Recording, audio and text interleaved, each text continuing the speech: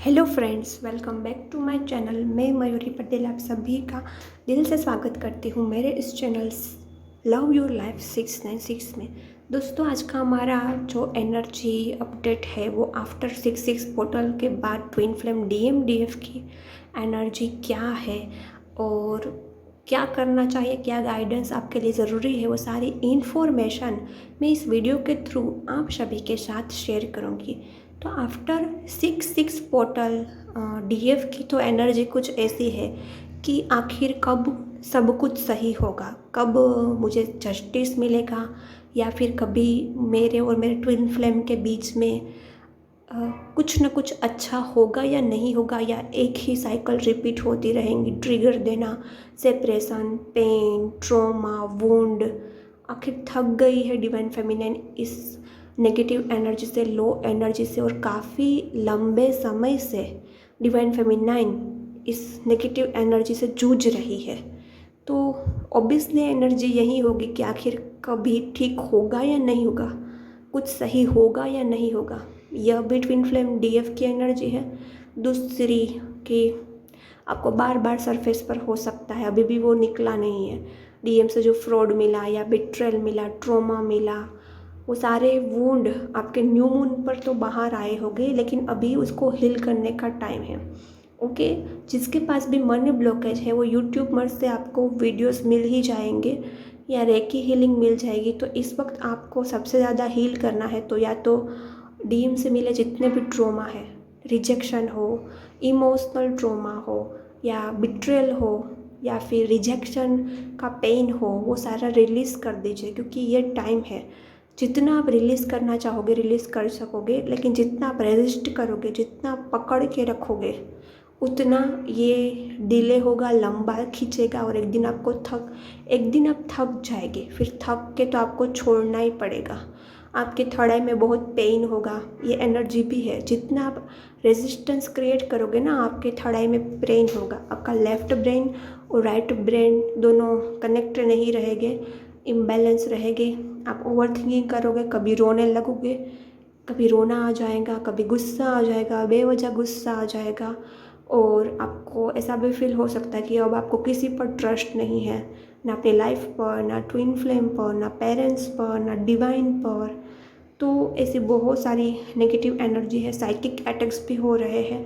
हो सके उतनी अपनी ऑरास को क्लीन कीजिए, महिषासुर मर्दिनी सुनिए, और रेकी हीलिंग ज़रूर लेना।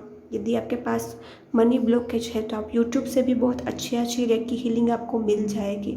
और जिसको भी हार्ट में बहुत ज़्यादा पेन हो रहा है या फिर पैनिक अटैक्स आ रहे हैं, तो आप हार्ट चक्र की हीलिंग करना, और कुछ फॉरेनर्स की रेकी हीलिंग बहुत इफ़ेक्टिव है। आप यूट्यूब पर सर्च करना, आपका जो भी इश्यू है आपको बहुत अच्छी हीलिंग मिल जाएगी। और जिसको एंग्जाइटी हो रही है ना, उसको ना आपको यूट्यूब पर से एंग्जाइटी की भी रेकी हीलिंग मिल जाएगी। तो प्लीज़ सर्च कीजिए, ओवर थिंकिंग मत कीजिए, बैठे मत रहिए, हताश मत होइए, निराश मत होइए। देखिए, मैंने अपने अगले वीडियो में भी बताया था कि आपको जस्टिस कौन दे सकता है। आपको जस्टिस कोई नहीं दे सकता, आप खुद ही खुद को जस्टिस दे सकते हो। जब तक आप खुद को जस्टिस नहीं देंगे तब तक आपको कोई जस्टिस नहीं दे सकता। देखिए दोस्तों, मैंने कहीं सुना है कि जितना आत्महत्या, सुसाइड जितना बड़ा पाप है ना, उतना ही बड़ा पाप है अपने मन को मारना, अपने मन को निराश रखना, उदास रखना। चाहे आप अपनी बॉडी की हत्या करें, या फिर नेगेटिव विचार करके, या फिर निराश हताश होकर खुद की दिमाग की, खुद की माइंड की हत्या करे, खुद के मन को मार दे, तो ये सबसे बड़ा पाप है।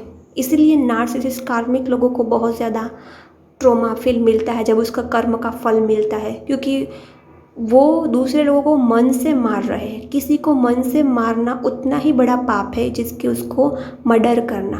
वैसे ही सुसाइड करने जितना ही सबसे बड़ा पाप है अपने मन को मारना। आपका कोई अधिकार नहीं है आपके मन को मारने का। आपका अधिकार है अपने मन को खुश रखने का, आनंदित रखने का, प्रफुल्लित रखने का। और ये ज़िंदगी बहुत प्रीशियस है, करोड़ों अब्जों रुपीज़ देने से भी नहीं मिलती है। तो प्लीज़ मत वेस्ट कीजिए ऐसे ही। और आपको ट्रॉमा मिला है, फिर आपको सबने सुना होगा कि फॉरगिव कर देना चाहिए, बट आप नहीं कर पा रहे। इतना इजी भी नहीं है। जब तक वो पेन रिलीज़ नहीं होगा, हार्ट रिलीज़ नहीं होगा, किसी को फॉरगिव नहीं कर पाएंगे, चाहे ट्विन फ्लेम हो या कार्मिक या नार्सिसिस्ट हो। तो पहले हीलिंग पर फोकस कीजिए, अपने लाइफ को अच्छे रास्ते पर लाए। और दोस्तों देखिए, जितना आप जिससे अफेक्ट होते हैं, इन्फ्लुएंस होते हैं, उतना ही वहाँ से ट्रॉमा मिलता है। गलती किसी की नहीं है, हमारी खुद की ही होती है। यदि हमने किसी को बढ़ा चढ़ा कर ज़्यादा इम्पोर्टेंस दिया है, हम उनसे इन्फ्लुएंस हो गए, तो वो पर्सन हमें हर्ट करेगा ही करेगा। सभी डीएफ, मैं हूँ या कोई और हो, डीएम को इतना इम्पोर्टेंस दे देती है। डीएम क्या है? एक इंसान ही तो है ना। हमारे लिए हमारा डीएम इज इक्वल टू हमारा पेरेंट्स होना चाहिए। हमारे लिए हमारा डीएम इज इक्वल टू हमारा हस्बैंड होना चाहिए। हमारे लिए हमारा डीएम इज इक्वल टू हमारे बच्चे होने चाहिए। डीएम कुछ नहीं है, एक नॉर्मल इंसान ही है, सबके सम्मान होने चाहिए। आप डीएम को बढ़ा चढ़ा देते हो, दूसरों को कम इम्पोर्टेंस देते हैं, तो फिर डीएम से ट्रॉमा मिलेगा। आप देखना, डीएम हो या कार्मिक हो या आसपास के लोग हो, जिसको आप सबसे ज़्यादा प्रीशियस मानते हो या समथिंग स्पेशल मानते हो ना, वही पर्सन आपको ईगो दिखाएगा, नीचे गिराएगा। तो इस जर्नी में यही सीखना है कि डीएम को भी इक्वल रखिए। आप डीएम देखिए, अपनी मैरिज लाइफ में है तो अपनी वाइफ को प्रायोरिटाइज करता है, पेरेंट्स को, बच्चे को, सबको करता है। कहीं ना कहीं डीएफ को साइड में रख देता है। यहाँ भी मिरर होती है। डीएम वाइफ को ज़्यादा समझता है और आपको कम, क्योंकि आप क्या करते हो, आप अपने फैमिली, अपने हस्बैंड को कम समझते हो, खुद को कम समझते हो। डीएम को समथिंग स्पेशल, महान, कोई महात्मा समझ लेते हो। डीएम ओ एक छोटी सा मैसेज आ गया और आप महान कार्य हो गया। क्या है, इतना बड़ा चढ़ा के रखोगे तो वहाँ से ट्रॉमा, पेन, रिजेक्शन, बिट्रल, वुंड सब कुछ मिलेगा।